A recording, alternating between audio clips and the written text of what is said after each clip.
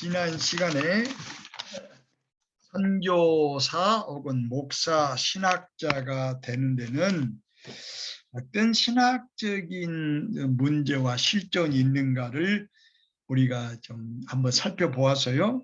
그래서 여러분 잘 기억하신 것처럼 니고데모를 우리가 처음에 살펴보았고, 그다음에 두 번째로서 그 요단강을 건너서 약속의 백성, 계약의 백성이 되려고 하는 루세의 이야기를 우리가 한번 살펴보았고, 우리 자신과 관련시켜서 그 다음에는 우리가 지난번에 새로운 사명지를 향해서 나아가는 그런 의미에서 좀 요나를 우리가 살펴보았습니다. 우리가 요나를 살펴보면서 그 오영석 목사가 혹은 여러분 한 사람 한 사람이 요나가 되기도 하고, 때에 따라서는 요나보다 더 어려운 깊은 시면 혹은 경제적인 시면, 고통, 병, 무시, 멸시를 받는 그런 시면을 우리가 통과하기도 하고, 그 깊은 시면에서 헤어날 길이 없어서 때에 따라 우리가 좌절하고 눈물 흘리기도 하고, 때에 따라서는 우리 소명에 대해서 우리가 고통을 느끼기도 해 하면서도, 그러나 하나님께서 우리를 붙잡아 주셔서 우리가 새로운 사명을 향해서 매일매일 출발하는 그런 면을 우리가 한번 지난 시간에 한번 살펴보았습니다. 그래서 지난 화요일에 목회자, 신학자, 선교사들을 만드는 것이 무엇이었는가를 우리가 3번에 걸쳐서 살펴보았거든요. 사실 여러분들과 내가 무슨 동기와 무슨 목적이 있어서 모든 사람이 가기를 꺼려하고 어렵고하고 피하려고 하는 이런 목사의 길에 혹은 선교사의 길에 혹은 신학자의 길에 들어섰는가? 어때서 우리는 다른 모든 직업이 있음에도 불구하고 복음을 선포하고 복음을 증거하는 독특한 사명을 지닌 자로서 우리가 서 있는가? 그 동기가 무엇일까? 왜 쉽고 안일한 좋은 길이 많이 있는데 불구하고 우리가 이 길에 들어섰는가에 대해서 우리가 지난번 한번 살펴보았습니다. 우리는 그 새로운 사명길을 향해서 전진한 요나의 소명과 요나가 그 하나님의 뜻과 하나님의 의지에 반대해서 다른 길로 가려다가 그가 당한 고통과 시련을 우리가 또 보았고, 그 고통과 시련 속에서 요나는 회개하면서 다시금 하나님의 구원의 손에 붙들려 그가 원하지 않았던, 그가 반대했던 새로운 사명지 니느웨로 가는 그런 의지를 우리가 보았습니다. 여러분 지난번에 말한 것처럼 요나는 매우 의지가 강한 사람이에요. 성경에 보면은 하나님이 니느웨로 가라고 말했음에도 불구하고 하나님의 뜻과 반대로 그 강한 의지를 가지고 하나님의 뜻을 자기 뜻에 맞추려고 하는 사람이 요나입니다. 이렇처럼 요나는 매우 의지가 강한 사람이에요. 그리고 그 목표가 분명한 사람이에요. 아무리 신학자이고 선교사이고 목사이고 혹은 누가 장로일지라도 하나님이 원하시는 것이 자기 마음에 안 들면, 또 성서가 요구하는 신앙의 부름과 내용과 이런 것들이 내 뜻과 내 마음과 내게 이익이 되지 않으면 요나처럼 과감히 뿌리치고 다시스로 가려고 하는 것이 일반 신도들, 또 우리 목사들도 자주 있는 일 아니겠습니까? 이런 면에 보면은 절대로 요나는 비겁한 자도 아니고 매우 자기 의지가 분명한 사람이고, 또 자기가 목표했던 것을 이루려고 했던 아주 강렬한 사람이었다고 하는 걸 지난번에 말씀을 드렸습니다. 다 우리가 그렇지 않습니까? 그래서 요나가 그 하나님의 뜻에 합당한 선지자가 되고 혹은 목사가 되고 선교사가 되고 장로가 되고 신학자가 되려면 자기 뜻을 꺾는 그런 그 사건이 한 번씩 일어나는 거예요. 그 두 번째로 보면은 요나는 지난 말씀드렸지만 요나는 그렇게 해가지고 자기 뜻을 관철 하려다가 자기 의지를 어떤 일이 있어도 하나님 뜻보다 앞서고 하려다가 도망간 다리스 바다에서 큰 풍랑을 만나가지고 같이 한 사람들이 죽게 되자 그때 요나는 매우 그 정체성이 분명한 사람이에요. 우리는 때에 따라 내가 목사라고 하는 거, 내가 신학자라고 하는 거, 또 내가 선교사라고 하는 거, 뭐 사정이 달리 그걸 좀 회피하고 숨기고 밝히지 않으려고 하는 경향이 많지 않습니까? 내가 판사다, 내가 검사다, 내가 국회의원이다, 내가 뭐 장관이다, 내가 교수다, 내가 의사다. 이럴 때는 자기 신분을 나타내기를 참 모든 사람이 원하고 또 그걸 바라지만 내가 참 목사다. 교인 수가 많든 적든 내가 얼굴을 많이 봤든 적게 봤든 사람이 나를 뭐라고 하든지 내가 목사라고 하는 거, 내가 선교사라고 하는 거 이걸 밝히기를 사람이 아주 꺼려해요. 그 싫어하기도 하고 숨기도 하고. 우리가 그 교회 갈 때 성경책을 다 숨기고 하지 않습니까?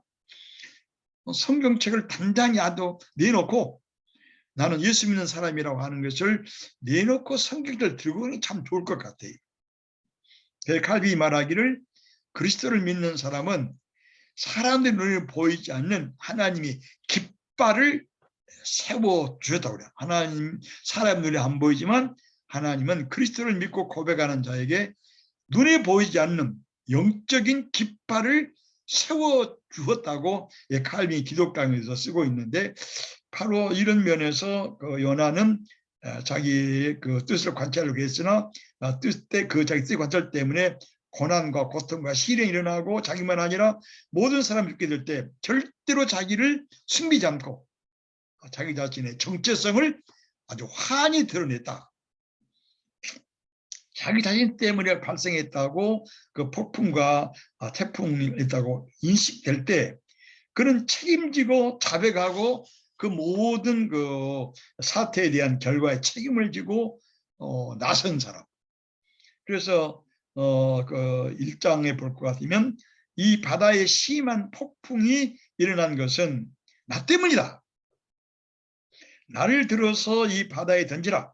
그러면 거센 파도가 잔잔해질 것이다. 그러면 자기는 말하기를 나는 하늘과 땅과 온 세상을 만드신 하나님, 이 히브리 사람으로서 하나님을 섬기고 믿는 사람이라고 하는 자기 정체성을 아주 그 어려울 때도 뚜렷이 드러냈다. 이런 면에서 우리 자신도 한번 이런 요나 같은 이런 그 정체성, 자기 결정을 분명히 할 필요가 있다고 이렇게 생각을 합니다.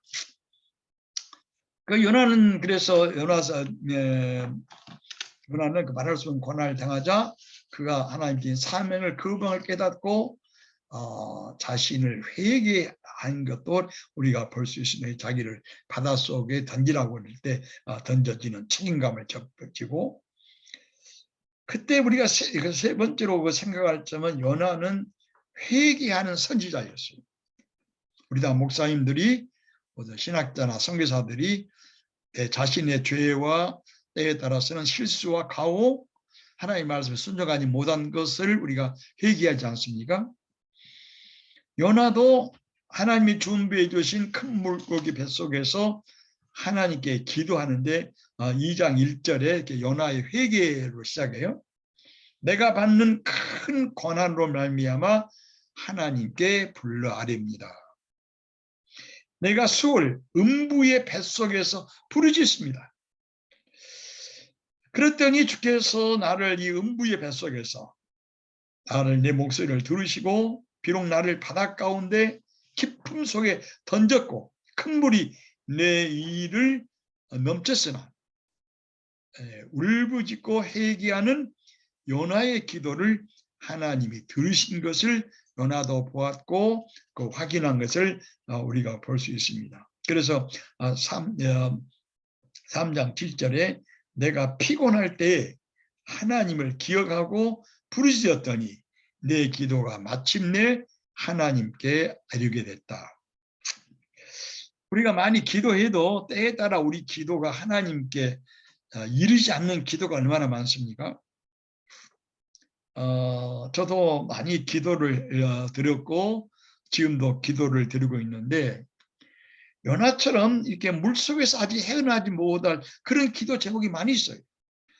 특별히 그 적은 교회에서 목회하신 우리 목사님들, 그리고 흠지 아주 어려운 데서 정말 선교 사역을 하면서 내일 어찌 될지 모를 그런 위기 상황에 있어서 정말 피곤하고 지치고 선교 열매도 없고 어둠이 짙어질 때 하나님을 기억하고 주님의 약속을 기억하고 불이 지었으나 때에 따라서 때때로 우리 기도가 마침내 요나처럼 주님께 이르지 아니하고 공허한 때가 많이 있습니다. 요나는 다행히 이렇게 기도가 하나님께 들려져가서 하나님 들으셔서 요나를 고기 뱃속에서 건져내셨다고 고백하지만 아직도 우리는 시면 속에서 진땀을 흘리고 때에 따라 피땀을 흘리면서 깊은 데서 하나님을 찾고 부르짖는 우리 목회자들과 또 때에 따라 신학자들, 타오기 선교사들이 많이 있으리라고 생각합니다. 바로 이때에 우리는 그 연화를 기억하면서 지금 당장 내 기도가 내가 음부에서 깊은 시면에서 또 고기 뱃속과 같은 캄캄한 데서 부르짖어서 내 기도와 내 신앙과 내 헌신이 당장 하나님께 응답이 되지 아니하고 아주 그 가시적인 좋은 열매가 없을지라도 맺지 않을지라도 요나처럼 우리는 계속해서 부르짖어야만이 하나님께서 영병과 처지를 따라서 우리에게 선한 길을 반드시 열어주시리라고 이렇게 생각을 합니다. 그런 점을 우리가 지난번에 요나를 우리가 생각을 해봐서요. 우리 목회자들, 신학자들, 선교사님들, 또 좋은 신자들이 얼마나 많은 고통을 당합니까? 사업이 부도가 나는 것이고 원치 않은 병이 생기는 것이고 친구들이 배신을 하는 것이고 교인들이 이렇게 신뢰했고 기도했던 교인들도 때에 따라서 나를 비난하고 반대하고 모함을 하는 이런 깊은 데를 다 당하지 않습니까? 그래서 정말 그때가 피곤할 때고 목회자와 신학자와 선교사가 지칠 때고 때에 따라서 낙심할 때가 그때입니다. 그러나 그때의 요나처럼 그때야말로 하나님을 기억하고 부르짖어서 마침내 여러분의 기도가 하나님께 상달될 수 있는 이런 길로 나가도록 요나가 우리를 향해서 권면하고 있고 우리를 부르고 있다고 그렇게 생각합니다. 그 다음에 그 마지막으로 우리 지난번에 보았는데요. 이렇게 건짐을 받은 요나는 하나님께 감사했다고 쓰고 있어요. 참으로 그 감사하기가 어렵지 않습니까? 교회도 작고 신자도 작고 월급도 적고 모든 면에서 사회적으로 또 이웃들이 출세하는 친구들이 볼 때는 정말로 내 자신이 우습게 보이고 약하게 보이고 내 자신이 정말로 참 가련하게 보일 수 있는 그런 때가 왜 없겠습니까? 바로 이때에 요나처럼 하나님께 그럼에도 불구하고 적은 과거에 하나님으로부터 건짐받은 구원받은 은혜를 받은 기도 응답을 받은 것을 보고 또 느끼고 또 노트에 쓰면서 하나님께 감사를 드린다고 하는 것이 올바른 선교사요 신학자요 또 목회자의 길이라고 가는 길이라고 이렇게 말합니다. 그래서 이 감사를 드리는 요나는 내가 하나님께 서운했고 하나님께 내가 하겠다고 하는 것을 내가 이제 실행하겠습니다. 그리고서는 나의 모든 구원은 나의 모든 희망은 하나님께만 있습니다. 라고 하는 담대한 신앙과 결단을 하고 일어선 것을 우리가 볼 수 있는데 이것이 새로운 사명지를 향해서 날마다 전진하는 우리의 신학자의 길이고 목회자의 길이고 선교사의 길이라고 저렇게 생각을 합니다. 그래서 우리가 지난번에 그 연화의 이 기도, 연화의 불부짖음을 통해서 하나님께서 들으시고 그를 다시 한번 이제 그가 반대했지만, 그가 원하지 않았지만 그 의지를 꺾고 하나님이 원하시고 하나님이 부르시는 새로운 사명지로 가는, 니느웨로 가는 그 기도문을 보면서 오늘 그 학문적 신학에 대해서 말하기 전에 한 가지 더 기도에 대해서 한번 여러분에게 말씀을 드리고, 저와 여러분이 한번 이 말씀의 용기와 도전을 한번 새롭게 받기 위해서 이 기도에 대한 말씀을 한번 다시 연합을 생각하면서 이 말씀을 드리고 학문적 신학에 대한 내가 준비한 강의를 시작하려고 합니다. 오늘 내가 여러분과 함께 나누려고 하는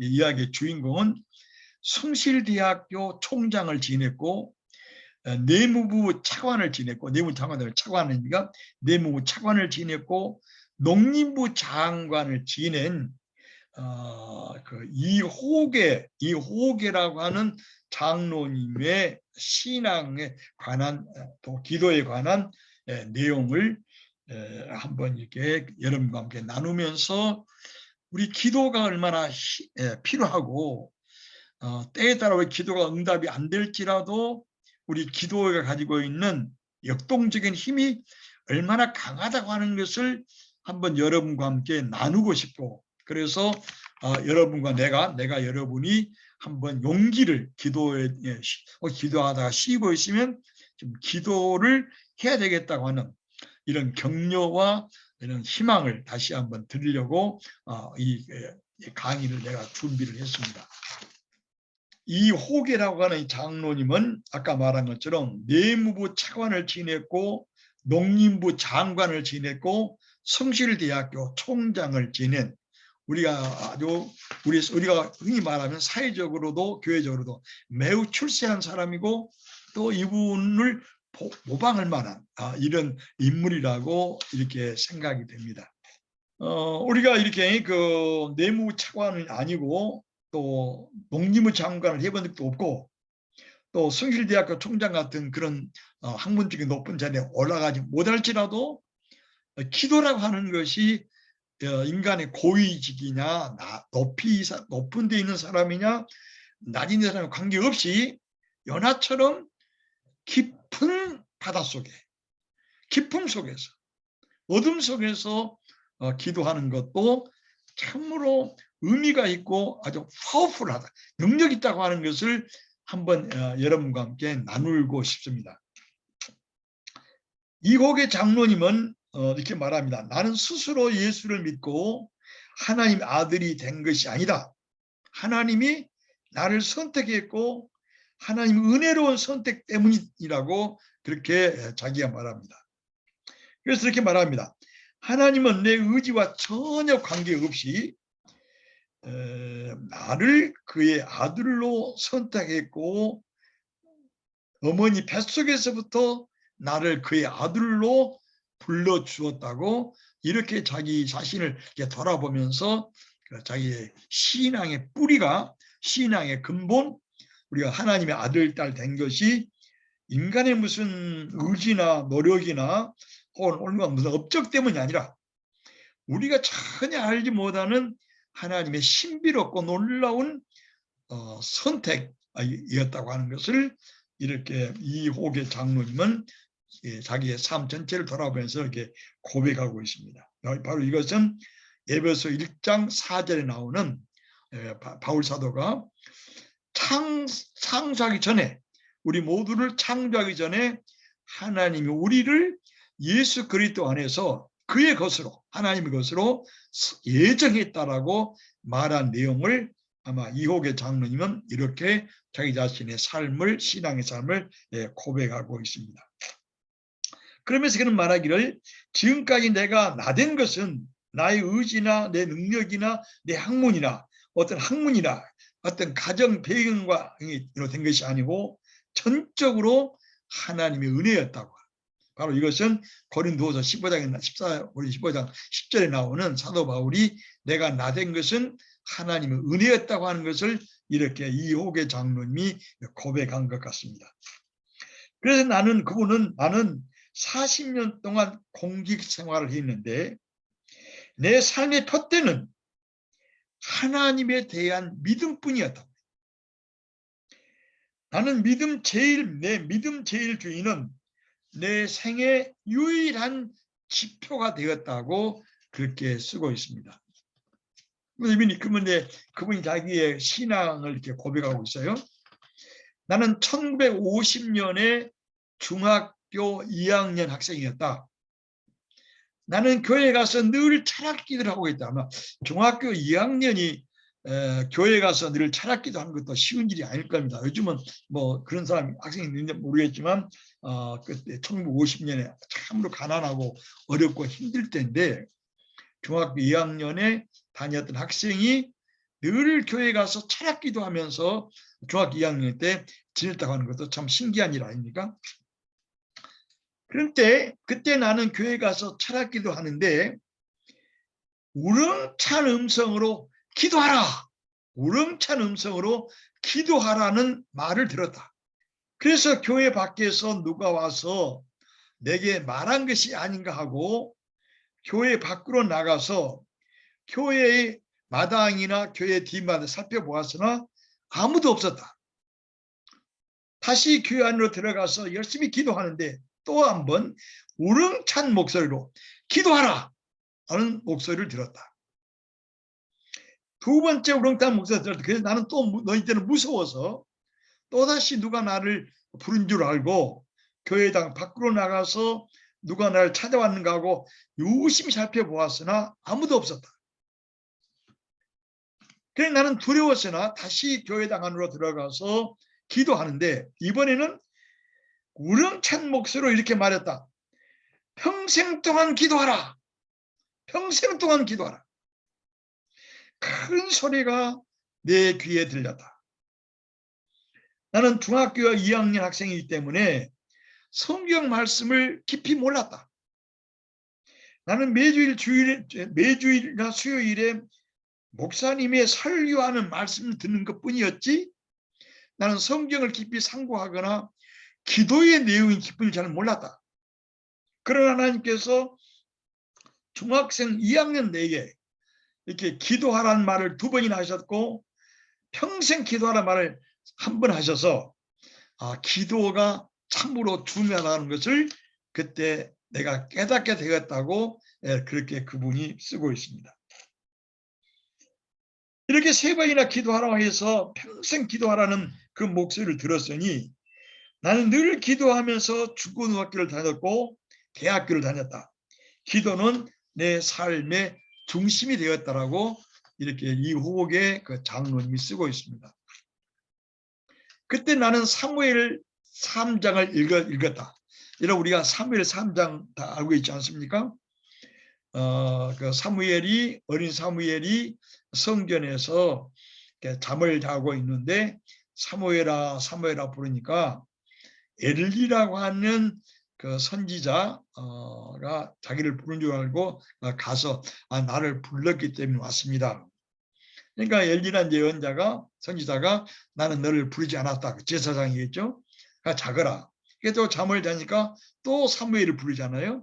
또 가서 불렀습니다. 그러니까 3번째 그렇게 말하지 않습니까? 3번째 말하니까 그때서 비로소 하나님께서 사무엘을 부른 줄 알고 이번에 또 사무엘아 부르면 내가 여기 있으니 내게 말씀해 주소서 이렇게 말을 해봐라. 그렇게 말하지 않습니까? 나도 초등학교를 졸업을 하고 여름 하기 성경학교에 다녔는데 김옥길 선생님이라고 하는 분이 당시에 광주 간호고등학교를 다니셨는데 참으로 이게 성경 말씀을 잘 가르치셨어요. 얼마나 그분이 고등학교 2학년인데 그렇게 성경 말씀을 잘 가르치고 설교를 참 잘하셔서 참으로 감동을 많이 받았는데 그분이 바로 이 사무엘 3장을 읽으시면서 하나님이 여기 학예학교 나와 있는 여러 학생들 가운데 오늘도 부를 줄 모르니 늘 준비하고 하나님의 부름을 들으라는 그 설교를 수요일날 저녁에 하셨어요. 나도 그 설교를 들은 다음에 그 뒤로 40일 동안을 교회에서 찬양기도 하면서 하나님 사무엘처럼 나도 좀 불러달라고 그렇게 기도한 그 경험이 있습니다.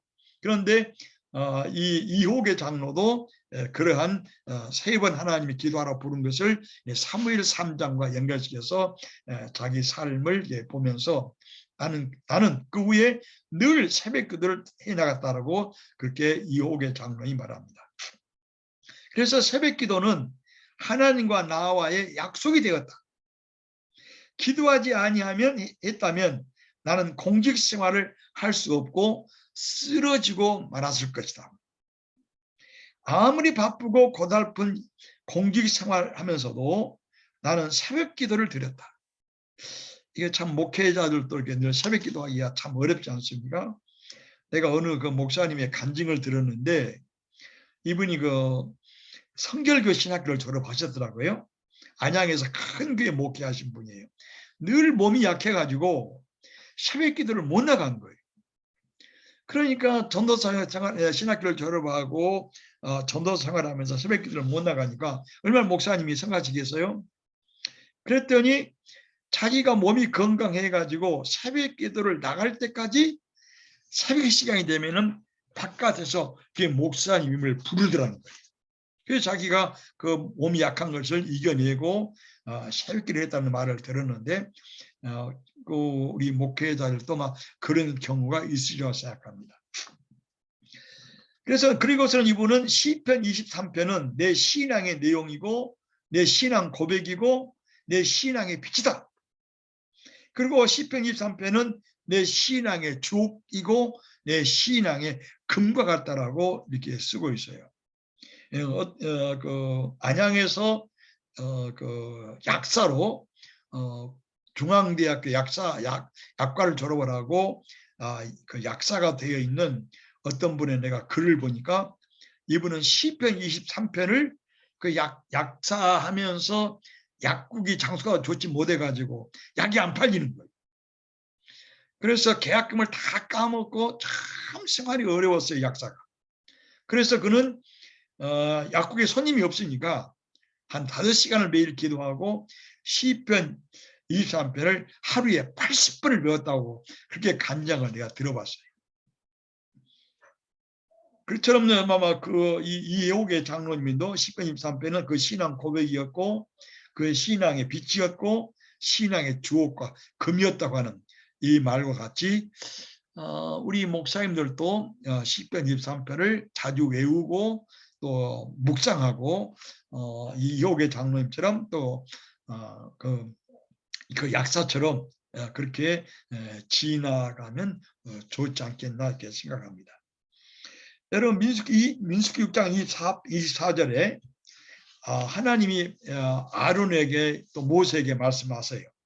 너희들이 손을 들고 백성들에게 이 말로 기도하면 내가 그대로 이스라엘 백성에게 복을 주리라는 말하는데 여러분 신명기강 24절에 이렇습니다. 여호와는 내게 복을 주시고 너를 지키시기를 원하며 여호와는 내게 복을 주시고 너를 지키시기를 원하며 여호와는 그의 얼굴을 내게 비추사 은혜 주시기를 원하고 여호와는 그 얼굴을 내게로 향하고 반드시 평강 주시기를 원하노라. 이렇게 아론 네가 제사장으로서 이스라엘 백성을 향해서 두 손 들고 이 말로 기도하면은 내가 이스라엘 백성에 복을 준다고 그랬다는데 이호계 장로님께서 바로 이 그 민수기 6장 24절을 자기 기도로 여기면서 하나님께서 나는 이 글을 기도로 삼고 하나님께서 내게 복을 주시고 또 나를 지켜주시고 하나님 너를 복을 주시고 지키시다니까 너를 지키시고 내게 은혜와 평강 주시기를 원하다. 4가지 복을 늘 기도하고 살았다고 이렇게 쓰고 있어요. 여러분 우리 그 기독교 장로의 한신대학에서는 이 기복신앙을 매우 싫어했어요. 또 그래서 대개 기독교 장로의 목회자들은 이 축복 기도하는 걸 좀 꺼려했어요. 그런데 이것은 이른바 미국에서 나타나고 있는 번영신학, 예수만 믿으면 만사형통하고 병이 없어지고 모든 축복받고 자손 반대 볼 받는다고 하는 아주 일반적인 이 번영신학은 문제가 많은 것이죠. 그러나 성경에는 하나님은 복을 주시는 분이에요. 그래서 독일의 하이델베르크의 유명한 구약 신학자 베스트만이 있어요. 여러분 혹시 베스트만의 창세기 주석을 혹시 한번 보시길 바랍니다. 나는 이 스위스에서 공부하면서 베스트만의 구약 신학을 여러 번 읽었고 이분의 10번 주석을 많이 읽었어요. 그리고 이번에 창세기 주석을 자주 읽었고 지금 창세기 주석을 사다가 독일말을 늘 읽고 지나고 있는데요. 이 베스트만이 이렇게 쓰고 있어요. 창세기 주석에서 창세기와 신명기 신학적 중심되는 개념은 하나님께서 선과 복을 그의 자녀들에게 주신다고 하는 것이다. 인간의 성장, 인간의 번성, 식물들과 동물들의 번영과 축복이 창세기와 신명기 신학의 중심을 이루고 있다. 이거 베스트만 독일의 그 유명한 신학자가 한 말입니다. 창조자 하나님은 인간을 비롯해서 그의 모든 피조물을 축복하시고 곧 강복하시고 생육하고 번성하시기를 원한다고 이렇게 쓰고 있어요. 이 유명한 베스트만 신학자가. 그분이 이름이 사도 바울의 편지를 그분이 쓰셨어요. 뭐라고 썼냐면 사도 바울의 서신에 보면 항상 하나님 아버지와 예수 그리스도로부터 은혜와 평화가 너희에게 있기를 원한다. 이 은혜와 평화는 구약에서 말하는 축복이라는 거예요. 이런 면에서 사도 바울의 서신들도 하나님의 축복을 빼놓고서는 이해하기 어렵다고 이렇게 베스트 많이 쓰고 있는 걸 보고서는 참으로 나는 그 많은 것을 깨닫게 되었습니다. 그런데 이 모든 축복들은 그냥 예수를 믿는다고 해서 무조건 준 것이 아니고 하나님과의 올바른 관계, 주님과 올바른 관계에서만 계속 나오는 거예요. 주시는 거예요. 그래서 예수 그리스도와 또 사도들 이후 시대에는 이 하나님과 그리스도와 하나님과 성령과의 올바른 관계에서 하나님의 축복의 개념이 아주 보편적이 되었다고 이렇게 베스트만이 창세기 주석에서 쓰고 있습니다. 그래서 사도 바울도 그 모든 편지 서두에서 하나님 은혜와 평화를 늘 내세운 것은 그분이 유대인이에요. 사도 바울이 유대인이에요. 그렇기 때문에 사도 바울이 유대인이기 때문에 이렇게 구약의 축복 개념을 하나님의 은혜와 평화의 개념으로 이렇게 바꿔 쓴다는 거죠. 그래서 예수 그리스도 안에서 그 자신을 계시하는 하나님은 축복으로서 인간과 온 천지와 만물을 다스리시고 평화와 정의가 모든 데서 확립되기를 원한다라고 이렇게 베스트만이 쓰고 있습니다. 이런 면에서 아까 이옥의 장로님께서 신명기 아까 말씀드린 것처럼 민수기 6장 27절 여호와는 내게 복을 주시고 너를 지키시기를 원하며 여호와는 그의 얼굴을 내게 비추사 은혜 베푸시기를 원하고 여호와는 그 얼굴을 내게로 향하사 너에게 평강 주시기를 원한다고 하는 이 기도를 자기 기도로 삼았다는데 참 올바른 기도를 잘 하셨다고 저는 생각합니다. 유럽에서는 우리 한국교회에서 축복기도한 것처럼 하나님의 예수 그리스도의 은혜와 하나님의 사랑과 성령의 교통과 교제하심이 함께한다는 그렇게 하지 않습니다. 유럽, 스위스와 독일과 프랑스, 영국 모두는 어떻게 기도하냐면 바로 방금 아까 말씀드렸던 민수기 6장 24절로 이걸로 축복기도예요. 예배를 마치고 목사님이 축복기도할 때는 아까 말한 고린도후서 13절을 한 것이 아니고 민수기 6장 24절을 함으로써 그 예배를 마치고 하나님 말씀을 듣고 또 일주일 살아가는 모든 신자들에게 하나님께서 그들에게 복을 주시고 그들을 지켜주시고 하나님의 얼굴을 들어서 그 예배 드리고 돌아가는 모든 신자들에게 은혜 주시길 원하고 하나님께서 얼굴을 그들에게 향하시고 그들 가정과 삶에 평화 주시기를 원하는 이 축복 기도를 유럽 목사들이 합니다. 자, 그래서 우리가 이옥의 장로님을 말하고 있는데요.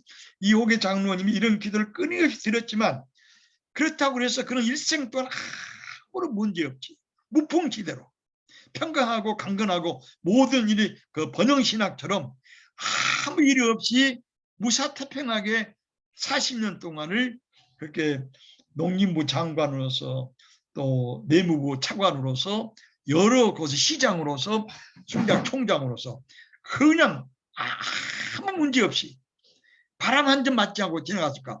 절대 그렇지 않았다는 거예요. 그래서 이따 다음에 그 얘기를 하겠습니다만은 이옥의 장로님은 이런 기도를 끊임없이 드렸지만 그는 늘 평안하고 모든 일이 만사형통하고 무풍지대 같은 안온한 생활을 한 것이 아니란 거예요.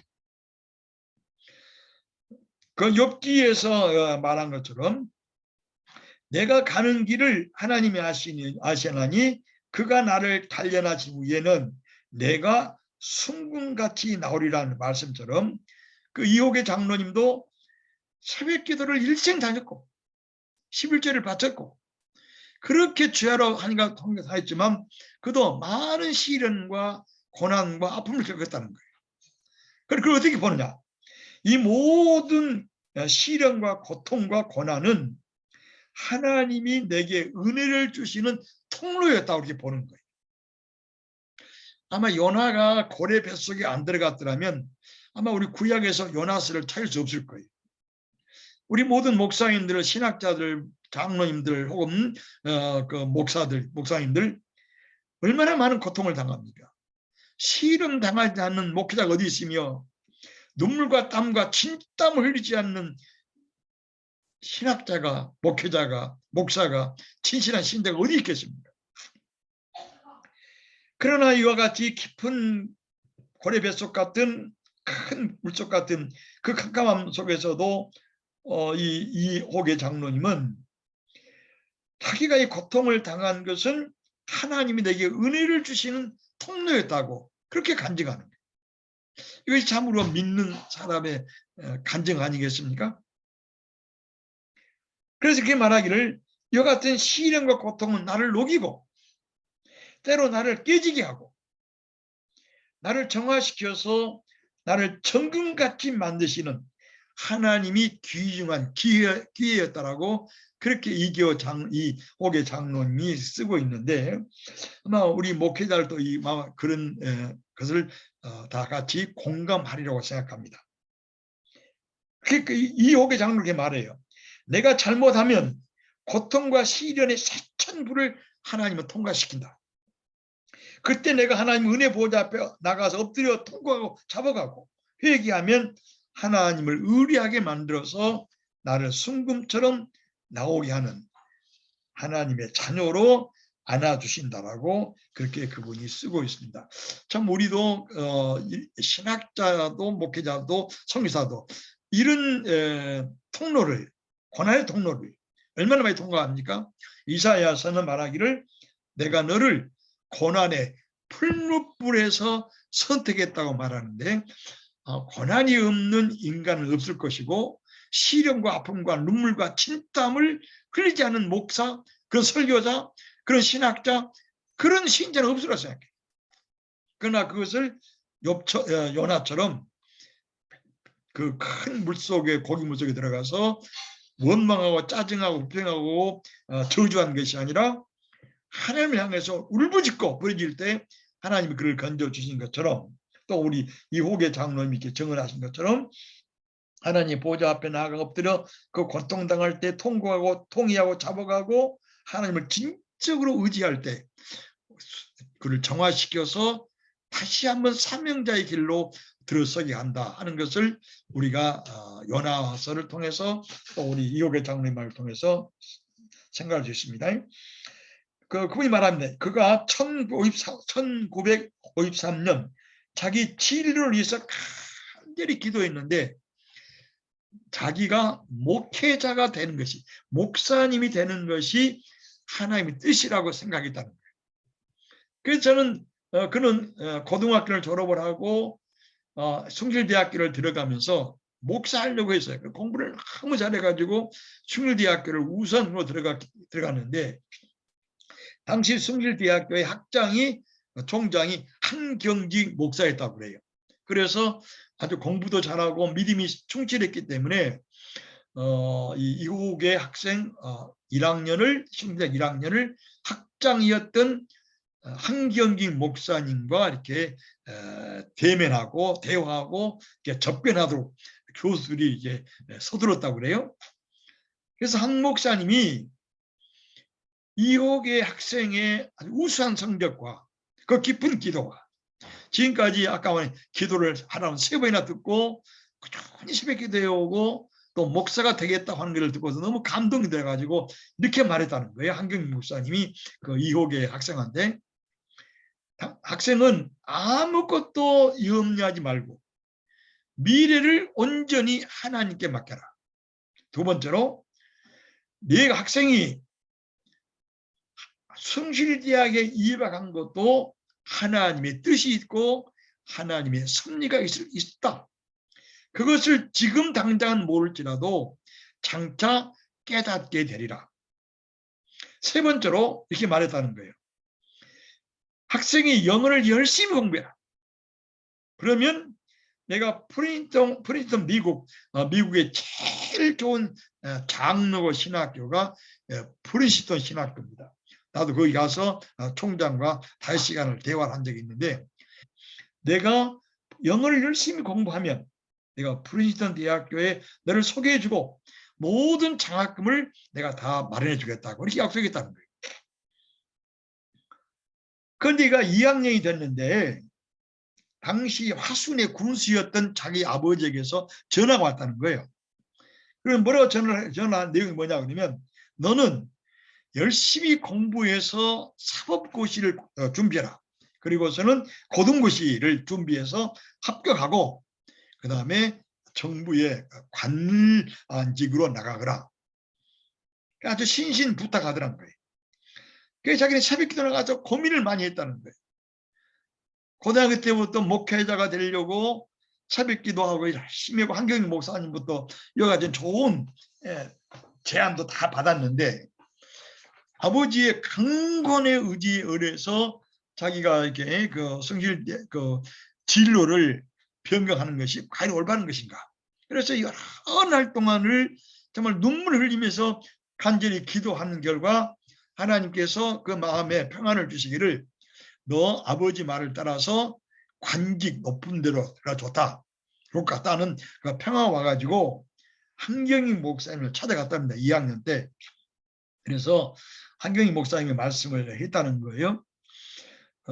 아버지께서 아주 강건해서 목회자보다는 고등고시를 합격해가지고 관직에 들어가라고 강건하는데 그래서 내가 아버지의 말을 듣고 참 갈등을 많이 하고 기도하다가 여러 날 기도하다가 하나님께서 내 마음에 평안을 주시기를 내 진로를 바꾸도 좋겠다고 하는 이런 응답을 받은 것으로 알고 목사님 내가 이제부터 고등고시 행정고시에 합격해서 관직에 들어가서 하나님의 일꾼으로 되려고 생각합니다. 이렇게 말을 드렸더니 한경직 목사님이 매우 서운하게 여기더라는 거예요. 참 너는 학생은 좋은 목회자가 될 줄 알고 우리나라 교회에 큰 도움이 될 줄 알았는데 참 섭섭하다 그러더란 거예요. 그러나 그렇게 학생이 열심히 기도해서 결심했다면 하나님께서 당신의 관직에 들어가도 하나님께서 당신의 손을 붙들고 인도해 줄 테니 그것도 하나님의 뜻이 그것에도 있으리라 생각한다고 한경직 목사님께서 이같이 격려를 해줬다는 거예요. 그래서 그는 열심히 공부해서 숭실대학교 4학년 때 행정고시, 고등고시 합격했는데 7,000명이 응시했는데 그중에 70명이 합격을 했고 숭실대학교 역사상으로 처음으로 고등고시에 합격한 사람이 됐다라고 그분이 이렇게 증언하고 있습니다.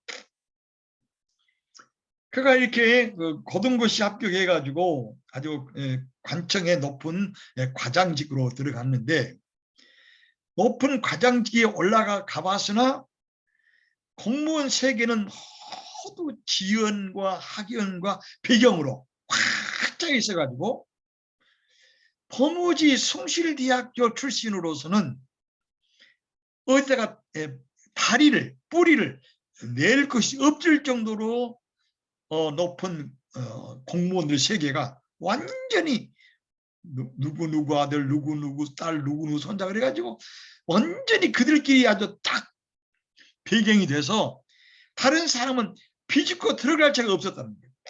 그리고 거기가 서울대 출신들이 관료들이고 서울 출신까지 굉장히 사람들을 무시하고 있고 간혹 고대와 연대 출신이 있었으나 그들은 거의 찬밥이고 이것이 관리 높은 관료 세계였다는 거예요.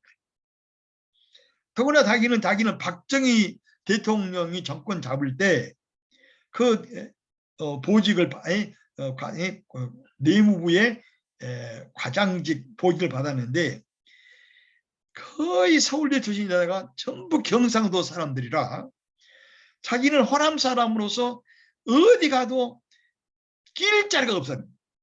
회식을 가도 찬밥이고 모임에 가도 찬밥이고 어디 가서도 자기는 잘 자리가 없었다는 거예요. 완전히 왕따를 당한 거예요. 그럼에도 불구하고 늘 그런 새벽기도에 나가서 이 공무원 세계에서 주님의 이름을 드러내려고 힘썼다는 거예요. 그래서 다른 사람들은 일과 끝나면 술 먹고 놀고 잡기질을 하나 이 이옥의 그 공무원 지금 그때 장관이었죠. 집사였겠죠.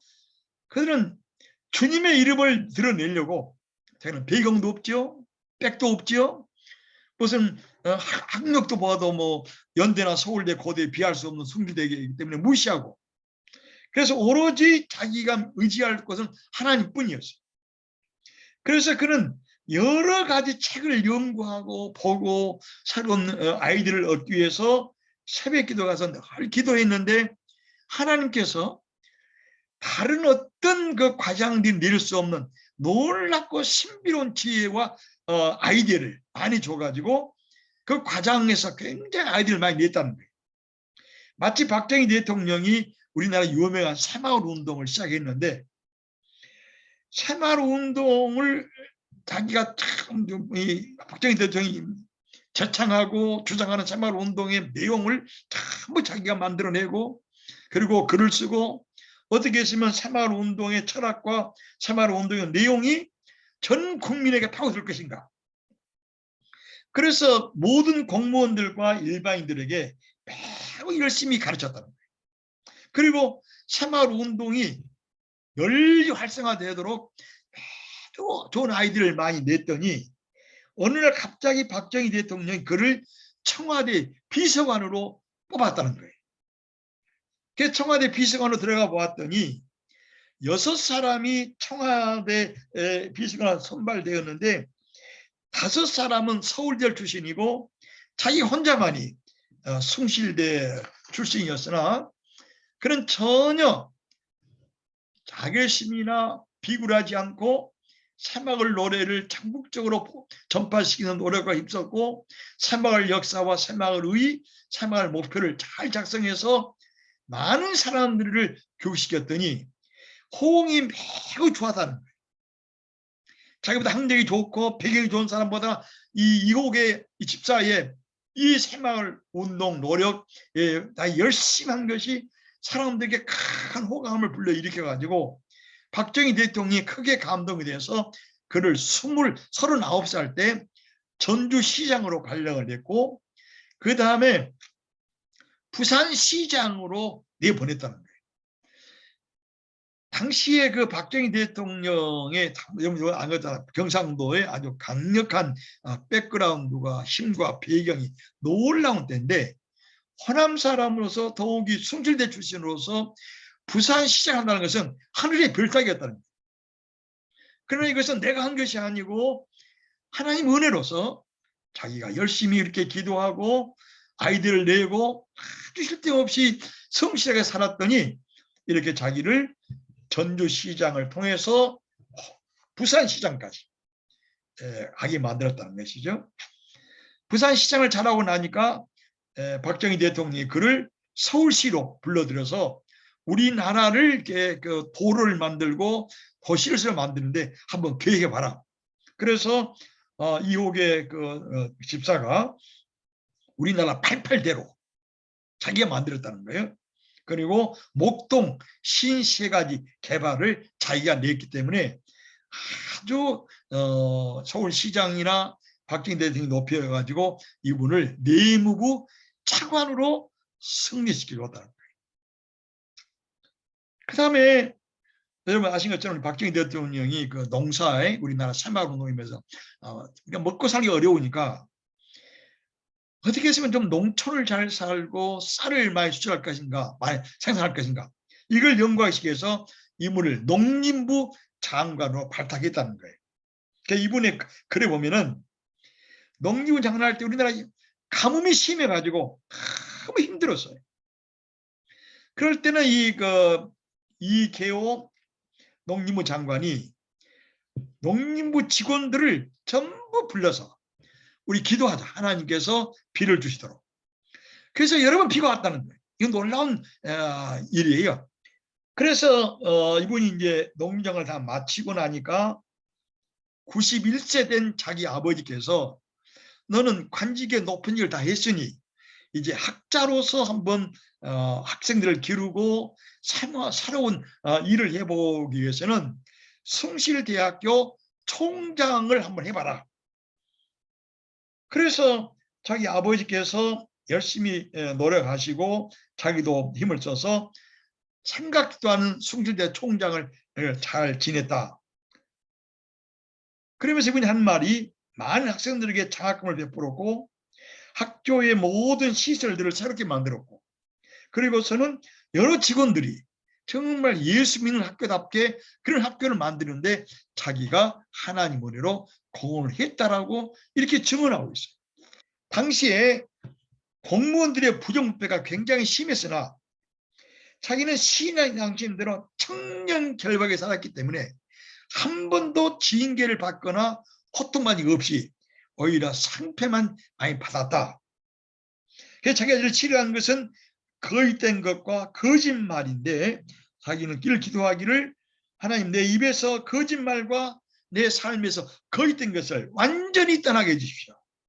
그래서 40년 동안 한 번도 징계를 받지 않고 자기는 충실하게 총장직까지 마치면서 공생을 마쳤다고 생각합니다. 그래서 그분이 말하기를 나는 시편 16편 1절과 2절을 자주 묵상했는데 내용이 이렇습니다. 여호와께서 내 음성과 내 간구를 들으심으로 내가 주를 사랑하나이다. 다시 한번 읽어요. 여호와께서 내 음성과 내 간구를 들으심으로 내가 주를 사랑하나이다. 하나님이 귀를 기울여 들으시니 내가 평생 기도하리라. 아까 했지 않습니까? 평생 동안 기도해라. 이 음성을 중학교 2학년 때 들었는데 시편 16편 2절 말씀처럼 하나님이 귀를 기울여 내게 귀를 기울이시니 내가 평생 동안 기도하리라. 이걸 일생 동안 실현하고 살았던 이호계 장로입니다. 이번에 이제 그 고난당한 얘기를 한번 들어볼게요. 고통당한 이야기.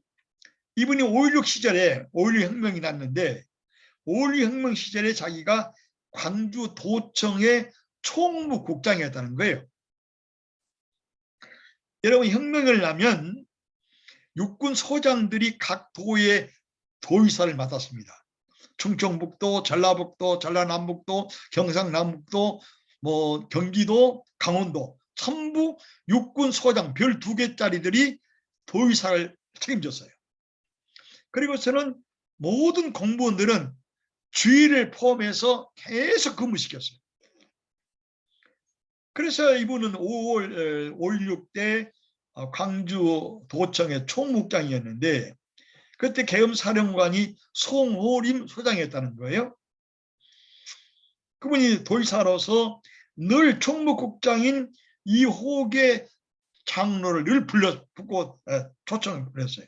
그래서 이호계 이 장로는 늘 계엄사령관이면서 전라남도 도의사였던 송어림 초장 옆에 늘 붙어 살아야 됐어요. 그러나 그는 주일날 되면 반드시 예배를 드려야 했어요. 이것도 쉬운 일이 아니에요. 내무부, 광주 내무부의 광주 도청의 총무처장이고 송어림 별 2개짜리 하늘이나 새를 잡는 아주 어마어마한 군대 시절에 언제나 도의사 옆인 송어림 소장 옆에 붙어 있어야 되는데 주일날 되면은 이분은 송어림이가 누구든 간에 송어림보다 훨씬 높은 분이 예수 그리스도이기 때문에 자기는 송어림 국장이 하나가든 늘 예배하러 갔다는 거예요. 예배하러 갈 때마다 송어림 육군소장 도의사가 늘 찾았어요. 3번째 사도 없어요. 그랬더니 송어림 도의사가 이렇게 말하더니 아이고 이 혹에 이 총묵장 할 수 없구만. 예배 드려야지. 그러면서 그가 명령을 내리기를 광주 도청의 동문들 중에서 기독교 신자는 다 교회 나가거라. 그래서 이 호계 때문에 이 호계 장로 때문에 그 계엄령 시절에 주일날도 근무해야 되는데 광주 도청의 모든 공무원들 신자들은 마음껏 교회 가서 예배를 드렸다고 하는 이런 간증을 쓰고 있습니다. 참말로 우리가 이거 볼 때는 어느 때라도 이와 같은 용기 있는 신앙의 고백과 행동이 필요할 때가 됐습니다. 그 다음에 한번 아주 어려운 내용을 한번 말씀드리겠습니다. 그가 이제 광주시장을 했어요. 광주시장을 했을 때인데 이제 주일을 돼가지고 저녁 5시 50분경에 식사를 하고 예배를 드리러 가려고 막 문을 여니까 4,000세대가 입주한 아파트 도시 그 공간에 큰 불이 났어요. 왜냐 그러면 자동차가 30톤 들어있는 도시가스 탱크를 들이받았기 때문에 불이 난 거예요. 30톤 도시가스 밑에 바로 600톤 되는 도시가스 저장고가 있는 거예요. 만약에 600톤 도시가스에 점화가 되면 불이 나면 광주 시인의 3분의 1이 불타서 사라진 것이고 대난리가 나는 큰 위험에 처했어요.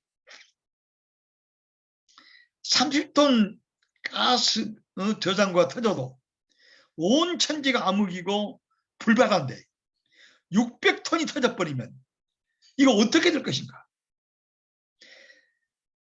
아파트 주민 모두가 대피했고 소방관 400여 명이 30톤 도시가스 불탄 것을 진화를 나섰으나 워낙 화염이 강하고 바람이 세게 부니까 이 소방관들이 접근을 못한 거예요.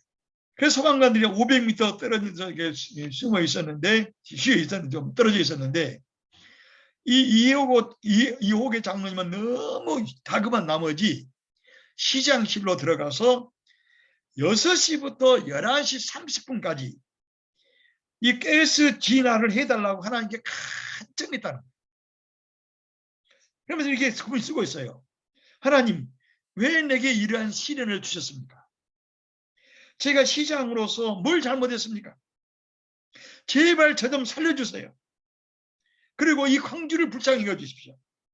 이 광주를 살려주세요 하고 벌써 3시간 이상을 이렇게 꿇어서 간청을 했어요.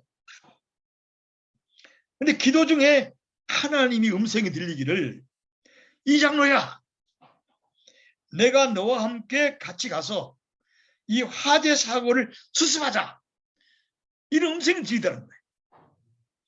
그래서 그가 가스 회사에 전화를 해보니까 이 고장난 현장으로 들어가서 그 600톤 가스가 저장되어 있는 창고를 저장고를 살펴보도 된다고 하는 어떤 분이 대답을 해주더라는 거예요.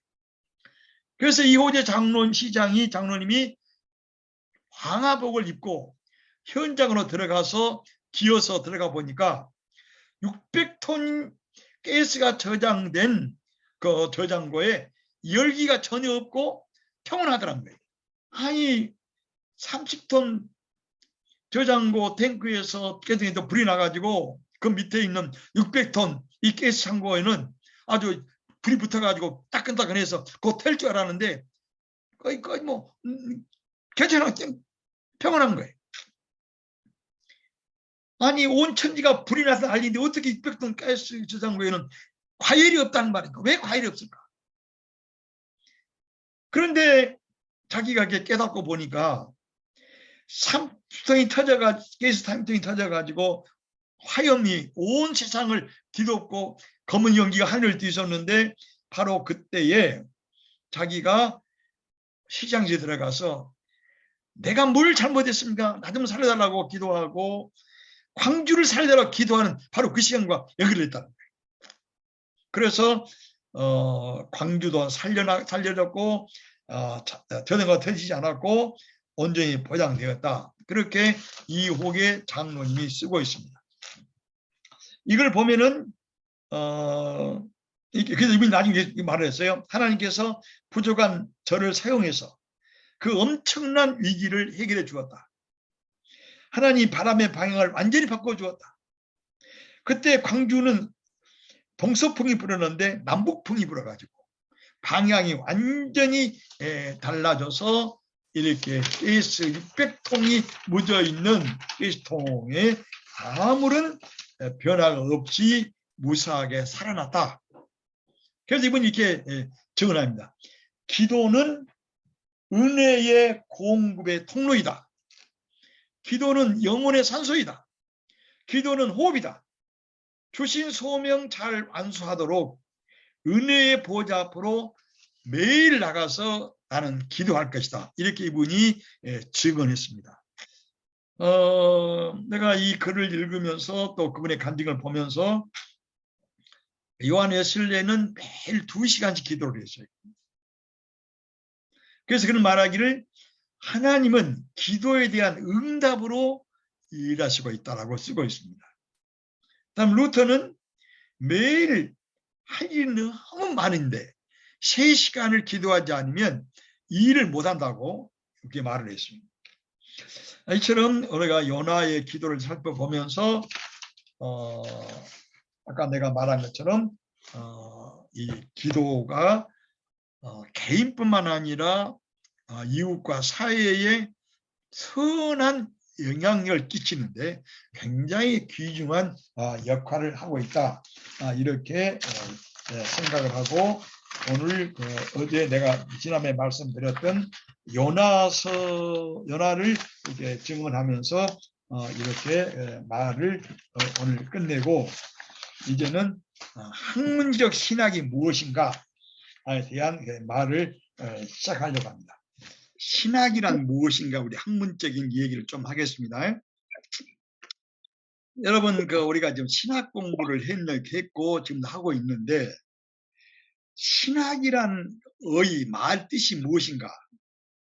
우리가 아는 것처럼 테올로기, 테오스, 히란 말로 테오스, 그럼 하나님이란 뜻이고 로고스, 그러면 논리, 말이란 뜻인데 그대로 하면 하나님에 대한 논리, 하나님에 대한 말, 그 로고스가 어떨 때는 사이언스, 학문으로 번역돼요. 그렇기 때문에 하나님에 대한 학문 이렇게 말해볼 수 있습니다. 신학이란 뭐냐면 의대로 하면 하나님의 말, 하나님에 대한 이론, 하나님을 연구하는 학문 이렇게 말할 수 있는 것인데 이 신학이란 말은 내가 시간에 말씀을 드렸는데 기독교 용어가 아닙니다. 이것은 성서에도 없는 말이에요. 신학이란 말은 원래 그 시랍 종교 철학, 시랍의 그 이교 다신교에서 쓴 말이에요. 그래서 그 플라토란 사람이 이 그 신학을 이렇게 정리를 했는데, 국가란 책에 보면은 플라토 유명한 책 국가란 책이 있어요.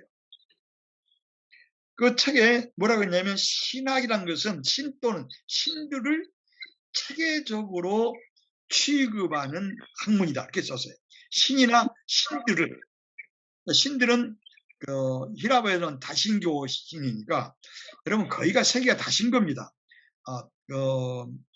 우리 다신교 아닌 유일신교를 믿는 것이 기독교하고 또 마호메트하고 또 유대교인데, 우리 기독교는 유일신보다는 삼위일체론적 유일신이 맞습니다. 기독교는 유일신이 아니라 삼위일체론적 유일신. 이것이 기독교의 신관의 독특한 성인데, 그래서 그 신학을 가장 오래전에 사용한 것은 시랍 종교 철학에서 나옵니다. 플라톤이 국가에서 신학이라는 말을 정의합니다. 뭐라고 하냐면, 시랍은 각 신마다 여러 신들이 있는데 각 신마다 다스리는 영역들이 별도로 있어요. 그래서 산을 다스리는 신, 들을 다스리는 신, 하늘과 바다와를 다스리는 신, 인간의 운명을 다스리는 신, 별들과 구름들을 다스리는 신들이 다, 또 짐승을 다루는 신이 다 별도로 있어요. 그 영역이 있는데, 그래서 어떠한 신이 어떤 것을 어떻게 다스리는지를 잘 알아서 그것을 해명하고 정리한 것이 시인이에요. 시인. 플라톤은 신학자라고 하는 거 시인이라고 해요. 시인. 포인머리 포인머. 그래서 시인은 시랍 철학에서 다양한 신들이 어디서 무엇을 어떻게 다스리는지를 정리하고 요약을 해서 백성들에게 가르쳐줘야 그 신들을 제대로 알고 그 신들이 다스린 영역을 정리하고 그 해당하는 제의를 잘 하면은 그 나라에 흉년이 들지 않고 풍년이 들고, 그 신들이 그게 잘 정리하고 섬겨주면 전쟁이 일어나잖아요. 정치가 잘 돼요. 그런 점에서 이 신학은 정치 신학이라고 썼어요. 왜 정치신학을 했냐고 하면, 아까 말한 것처럼 그 신들이 다스리는 영역이 다르니까 다스리는 영역의 신들을 어느 신이 어디를 다스리는 것을 구름인지 바다인지 인간의 운명인지 산들인지 하늘인지 혹은 짐승인지를 잘 알아서 그 신들에게 맞는 제사를 드리면 그 나라에 역병이 없어요. 유병, 우리나라 코로나가 안 들어오는 거예요. 전쟁이 안 일어나요. 그렇기 때문에 이 신학을, 플라톤은 이런 신학은 정치 신학이라고 이렇게 표현했습니다. 그러한 이 성격과 신을 잘 알고 신이 다신다고 하는 것을 잘 정리하는 자가 나중에는 신학자라고 그렇게 표현했습니다. 그래서 초대 교부들, 우리 성서에서 사도 요한들, 베드로, 바울이 지나고 그 다음에 속사도 시대가 오는데, 속사도 시대에 이레니우스라든지 여러 폴리캅이라든지 이런 분들이 신학이란 말을 쓰기를 싫어하는 거예요. 꺼려하는 거예요. 왜냐 그러면 아까 말한 것처럼 신학이란 말이 성서에 있는 말도 아니고, 또 기독교 하나님, 성서의 하나님, 구약의 야훼 엘로힘, 또 성서의 그 예수 그리스도 하나님을 말한 것이 아니라 이방 신들을 말하는 것이 신학이기 때문에 초대교회 교부들은 또 이 신학이란 말을 아주 꺼려했습니다. 안 쓰려고 그랬어요. 그런데 그 로마에서 많은 박해를 겪은 다음에 교세가 커지고 또 성서가 계속해서 이제 알려지자 용기를 얻어서 이교가 쓰고 있는 신학이란 말을 기독교 용어로 이른바 기독교식으로 바꾼 거예요. 그래서 이교적이고 전통적인 이 신화적인 이런 다신교적인 뿌리를 지닌 신학이라는 개념을 구약 성서적인 창조자 하나님, 출애굽하게 하시는 하늘의 역사를 다스리는 이 하나님, 예수 그리스도를 통해서 자신을 계시하시는 이 하나님이라고 이렇게 이해하고 하기 때문에 이렇게 그 기독교화 시키는 것을 가리켜서 기독교 토착화, 기독교화라고 기독교화했다. 그래서 이 기독교 신학자 가운데서 교우들 가운데서 아주 이제 긍정적으로 이교적인 뿌리와 다신교적인 색채와 그 다음에 여러 가지의 미신적인 신화적인 뜻을 가지고 있는 신학이라고 하는 이교적인 개념을 전능해서 하셔서 세상을 창조하신 하나님, 홍해바다를 가르신 하나님, 역사를 지배하신 하나님, 인간을 부르시고 창조하신 이 적극적인 하나님, 특별히 예수 그리스도를 통해서 인간을 구원하기 위해서 십자가를 지고 부활하신 이 하나님을 표현하는데 아주 적극적으로 긍정적으로 이교적인 색채를 제해버리고 기독교 신학으로 쓴 사람이 클레멘스입니다. 클레멘스 초대교부. 그 다음에 여러분 혹시 아는 오리겐이라고 하는 이 신학자들이 긍정적으로 이렇게 신학이란 말을 기독화시킨 거예요. 그리고 어스이 나와가지고 기독교 신학을 완전히 일반 신학의 모든 이방 요소를 제거해버리고 하나님을 삼일째 하나님으로 완전히 새김에 큰 공헌을 했습니다. 그리고서는 중세기 들어와서 스콜라, 여러분 신학 아시죠? 토마스 아퀴나스, 아리스토텔레스를 이용해가지고 하나님의 존재증을 했던 토마스 아퀴나스 올 때는 신학이란 뭐냐? 신론, 특별히 하나님이 누군가, 하나님의 존재는 어떻게 인식될 수 있는가, 하나님 존재를 어떻게 증명할 수 있는가, 하나님과 인간의 관계는 무엇인가에 대해서 하나님 신론을, 하나님이 누군가를 집중적으로 인식하고 깨닫고 증명하고 글 쓰는 것을 가리켜서 신학이라고 표현합니다. 그리고서는 이제 루터와 칼빈에 들어와서 신학이 삼위일체론적인 신학으로 폭넓게 아주 깊이 써여져 가지고 오늘날 신학은 완전히 성서적인 삼위일체 하나님을 인간과의 관계시켜서 증명하고 해석하고 이해하려고 하는 모든 학문적 논리를 가리켜서 기독교 신학이라고 표현합니다. 혹시 여러분들 조지신학이라는 말을 들어봤을 텐데 조지신학이라는 말은 무슨 말이냐면은 아주 중요한 뜻이 있어요. 성서의 테마가 매우 많습니다. 창조론도 있고 인간론도 있고 구원론도 있고 성령론도 있고 죄론도 있고 등등. 그런데 이 모든 성서에 흩어져 있는 이 테마들을 집중적으로 조직적으로 서술하는 것이 조직신학입니다. 그래서 때에 따라 교리학이라고도 하는데 교리학이라는 것은 도구마, 우리 성서가 말하고 있는 가장 핵심적인 내용들을 요약 정리한 것을 도구마라고 해요. 그래서 여러분 삼일체 이게 도구마입니다. 삼일체, 삼일체는 성서에 없어요. 루터에 말하면 의인론에 성서에 없습니다. 이런 성서의 여러 가지 용어들과 내용들을 아주 소금 짜듯이 아주 간략하게 경제적인 용어로 표현한 것을 도구마라고 그러는데 이 도구마가 성서에 맞느냐 안 맞느냐 하는 것을 분간해서 정리하는 것을 교의학이라고 해요. 자, 오늘 여기까지 하면은 신학이란 무엇인가, 교의학은 무엇인가, 조신학은 무엇인가, 학문적 신학에 여러분 신학교에서 들었던 것을 다시 한번 확인해 보면서 기독교 신학이 무엇을 노리면서 무엇을 하고 있는지를 여러분들 어느 정도 이해할 수 있으리라 생각합니다.